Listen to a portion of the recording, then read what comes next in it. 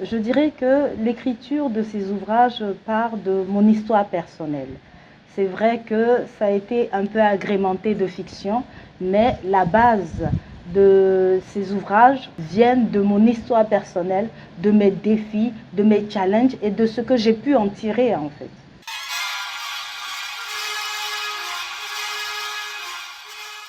Si je devais résumer le message principal de ces trois ouvrages, ce serait d'abord oser être celle que vous êtes vraiment. Et cette phrase représente en fait tout ce que je veux apporter aux femmes afin qu'elles puissent vivre une vie totalement épanouie. Oser être celle que vous êtes vraiment. Fati, c'est moi. Fati, c'est toutes les femmes en fait. À travers l'histoire de Fati, toutes les femmes pourront se reconnaître. Mais dans l'histoire, Fati, c'est une jeune fille. Une jeune fille issue d'une famille pauvre qui a grandi dans une famille où le papa considérait que les garçons avaient plus de valeur que les filles. Une femme, pour le papa de Fati, était destinée à être épouse, à être mère, pas plus. Mais il s'avère que Fati est une jeune fille qui a beaucoup de rêves et de grands rêves. Et donc, face à ce papa autoritaire, face à ce papa méprisant, Fati a décidé malgré tout de réaliser ses rêves.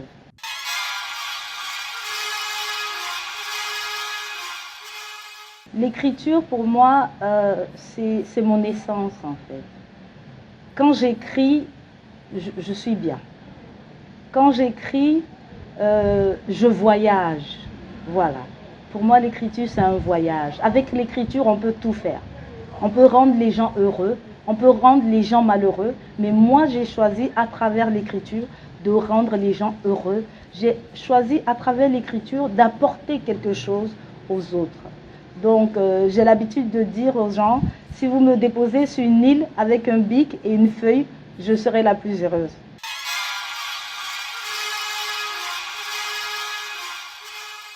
L'objectif déjà, c'est de montrer aux femmes que tant qu'on a la volonté, on peut y arriver. Déjà, dans le tome 1, qui s'intitule « Fati, la méprisée, sais-tu qui tu es vraiment ?» L'objectif est d'emmener les femmes à travers des questionnements profonds à découvrir qui elles sont.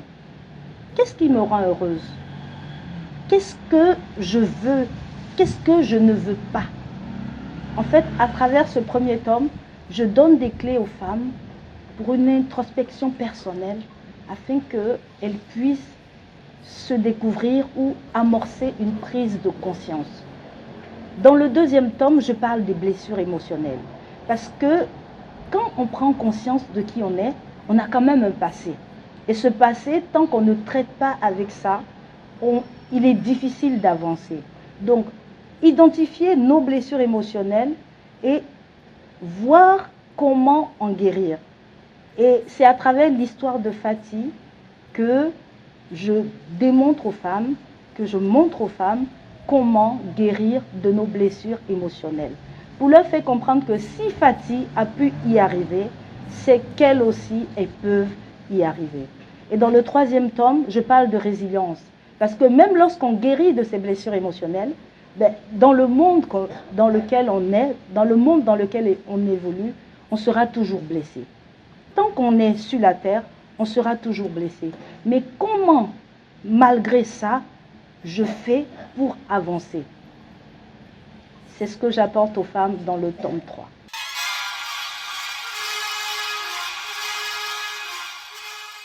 La cible principale, c'est effectivement les femmes, mais l'ouvrage s'adresse à tout le monde.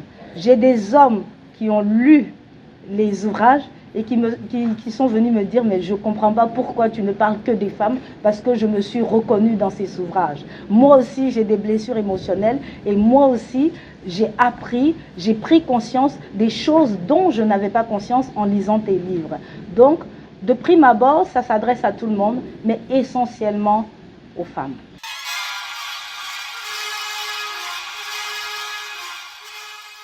En fait, cette cérémonie de dédicace est prévue pour le vendredi 29 août à partir de 17h à l'hôtel KTA, 6 à Sikekoji. On réserve à toutes les personnes qui seront présentes, mais de très belles surprises. À la veille de cet événement, si je devais donner un mot qui représente l'état dans lequel je suis, c'est reconnaissance. Je suis dans un état de reconnaissance et de gratitude parce que ces ouvrages, c'est l'aboutissement d'un long parcours, d'un cheminement de prise de conscience, d'un cheminement de confiance en soi, d'estime de soi. C'est la conclusion d'un parcours qui représente ces ouvrages. Donc je suis reconnaissante, c'est comme un enfantement, c'est des bébés en fait que j'ai enfantés et je suis reconnaissante pour tout ce parcours et pour cette nouvelle aventure qui commence à travers la dédicace, à travers la promotion des ouvrages, la présentation des ouvrages au public béninois, d'autant plus que je suis d'origine béninoise, donc c'est vraiment avec une joie immense que je me fais connaître au public béninois et que je fais connaître les ouvrages au Bénin.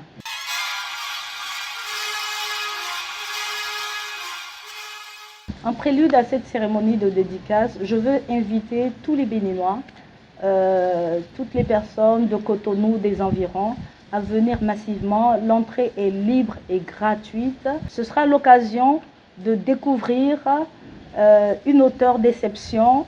Ce sera l'occasion également de découvrir une histoire d'exception. Et assurément, chaque personne présente repartira avec quelque chose de précieux.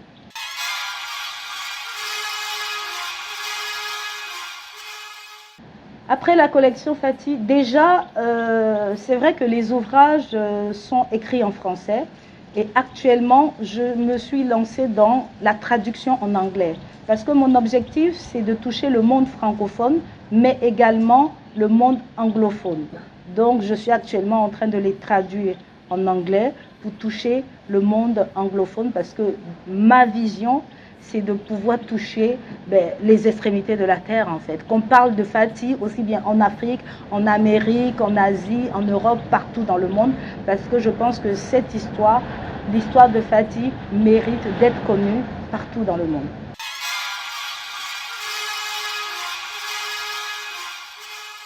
Ma toute première plume, oui, mais dans le cadre de mon activité, je suis conceptrice de poèmes.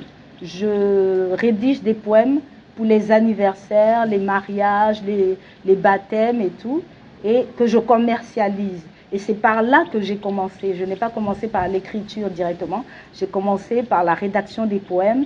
Et avec les retours encourageants que j'ai eus de la part de mes clients, je me suis dit, mais pourquoi pas raconter mon histoire, surtout que je l'avais dans mon ordinateur depuis des années déjà.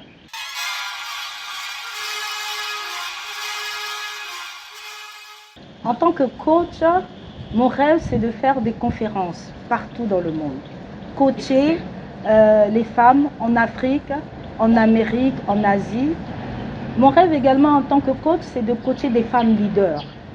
Être derrière le rideau, pour coacher, pour aider les femmes leaders parce que, quoi qu'on en dise, les femmes qui ont des responsabilités ont beaucoup de challenges et parfois se sentent seules, n'ont pas quelqu'un à qui se confier. Je crois fermement que chacun de nous sur Terre a une place à occuper. Vous avez votre place à occuper, j'ai ma place à occuper. On n'a pas besoin de se marcher les uns sur les autres. On se marche aujourd'hui les uns sur les autres. Pourquoi? Parce qu'on ne se connaît pas. Et quand on ne se connaît pas, on a l'impression que c'est la place du voisin qu'on doit occuper. Alors que chacun de nous a une place à occuper et cela passe par la découverte de soi. Le vendredi 29 août, à partir de 17h, à l'hôtel KTA à Sikekoji.